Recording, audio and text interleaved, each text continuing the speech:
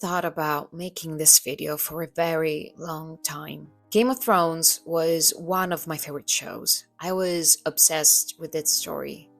I used to watch every video on YouTube about the prince who was promised, about its lore, about its history. I bought every book on earth about this story. My friends couldn't deal with me anymore. I forced my best friend to watch this damn show against her will, and she probably still hates me for it. I mean, I was unbearable. Doing a video about the show felt like opening up a sealed wound.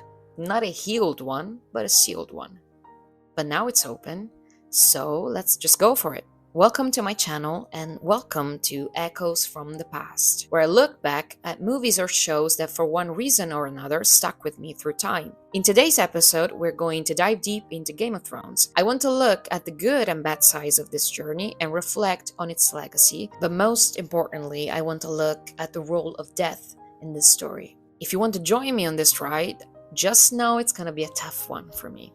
Spoilers ahead. When the story started, there were some ground rules that instantly got established for me. Number one, no one is just good or bad. Everyone has both inside of them, and whether one wins against the other is a choice made by every single one of the characters. Number two, everything we were watching was part of a chess game played by very interesting and complicated characters. Number three, when you play the Game of Thrones, you win or you die. There's no middle ground. Everyone could die because this was a dangerous world. And number four, you couldn't fully trust anyone. And this made us, the audience, pay very close attention to details and actions of these characters. And to me, this is a solid base for a great story. This world was built like a real one.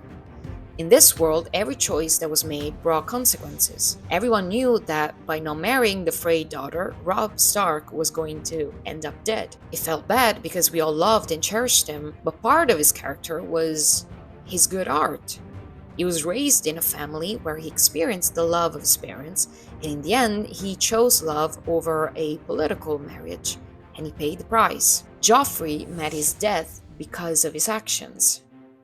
If he wasn't a prick or a heartless bastard, he would have been killed with poison. Don't get me wrong, it felt good watching him go, but it's still true. In this world, everybody could die, the good people and the bad people. And it wasn't only about death. Jaime lost his hand. Daenerys brought back dragons because she made a choice to burn those eggs. I mean, I could go on and on about this, but you get my point. It took skills and intelligence for a character to not end up dead. This gave gravitas to the story. It made you sit at the edge of your couch because once a decision was made, you knew exactly that sooner or later, consequences were coming. The more the story continued, the more this was forgotten by the writers. Characters stayed alive based on how much the fandom loved them. Clever characters suddenly became either stupid or were relegated to the back of the room with a specific look. The I am the clever characters who knows precisely what's about to happen look. Brave ones were just given stupid action to take, like, I don't know, screaming in front of a dragon. And years of building up a storyline got completely fucked over for the sake of surprising the audience. Whatever that means. The closer the plot got to the end, the more it seemed like a different show with different rules. One of my favorite characters was Robb Stark, and I think a lot of people agree with me. He was built to be a lovable character. I fell in love with him the very first time we meet him. He seemed like what a prince should look like. I don't know how else to explain it. As the episodes passed, we quickly understand that he wasn't just a good-looking guy or a good son. He was also a boy who deeply cared about his family, who was willing to do anything for that family. He was a boy who let his heart rule his decisions. When his father got imprisoned, he declared war just to save him. We were all behind him when he captured Jaime Lannister. We were all cheering with tears in our eyes when he was proclaimed the king in the north. But we all knew when he chose to marry for love that this was a choice that was going to stir up big problems. The Red Wedding is still a punch to the stomach. Even though I know what's about to happen, it's still hard to watch. Robb Stark got killed because he made a choice. Of course, his death was more political than just about not marrying someone's daughter, but by choosing this, he opened up a possibility for his enemy to use Walder Frey to kill him. We know all of this, and yet, when that song plays, we still feel the cold hand of death reaching for him. Why? Why do I still find it so hard to watch that scene? Why, after watching this show so many times, do I still know that after the Red Wedding, I'm going to need a break? To me, it's because his story respected the ground rules that I just talked about. Every important death in this show is hard for someone because they made decisions that brought them closer to their end. Of course, Robb's death is brutal, and it's a hard one because the story knows that it's killing one of the good guys. Because as much as we love to say that Game of Thrones doesn't really take sides or doesn't show good versus bad people, it's kind of not true. The Starks are clearly the good ones from the very beginning. So of course we're going to be sad when one of them dies. We all wanted Robb to avenge his dead. The emotional punch is only delivered when the stakes are not only high, but real. Once we understand that the stakes are only real for some characters, our hearts don't react the same way.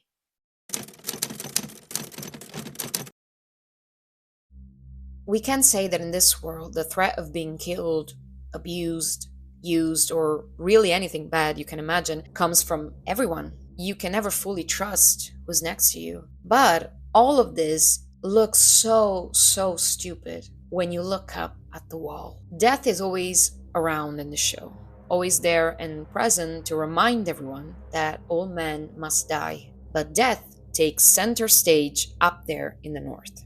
Game of Thrones opens with a specific scene.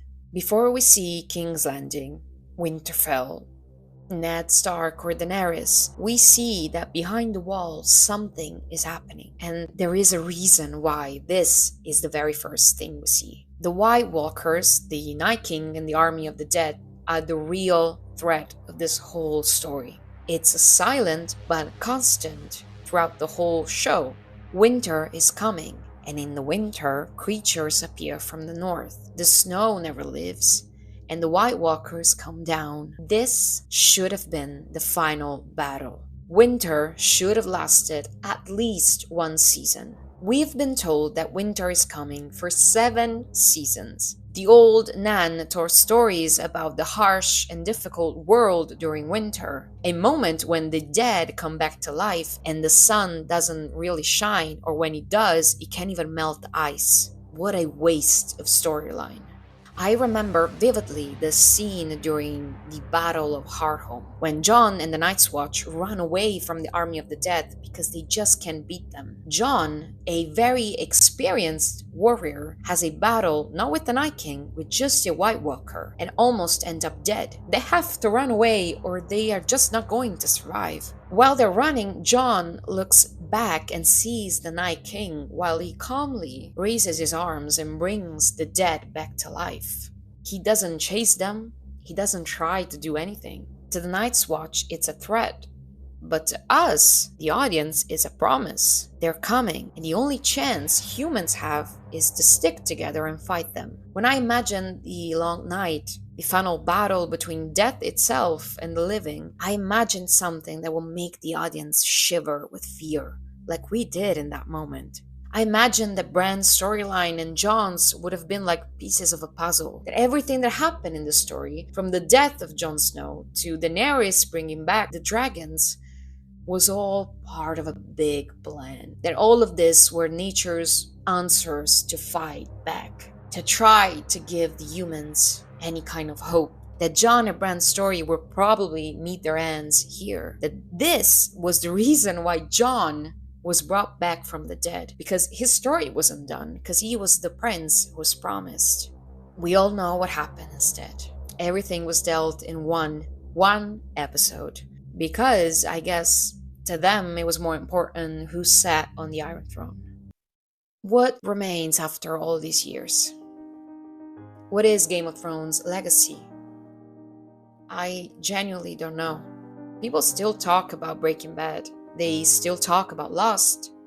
I don't see anyone talking about Game of Thrones. To me, it's a cautionary tale. I don't know if it's a good or bad one, about not investing too much in a story. Rewatching this show was like opening up a wound. Seeing it go from a high level of writing and character development to what it became in the later season is still hard. I don't know what the legacy is. I usually like to find answers to questions. That's probably the reason why I enjoy working on this channel so much, but I just can't with this one. Thank you so much for watching the video. Let me know what you think about Game of Thrones in the comments, and if you can answer this question for me. If you like this video, then subscribe, and I'll talk to you very soon.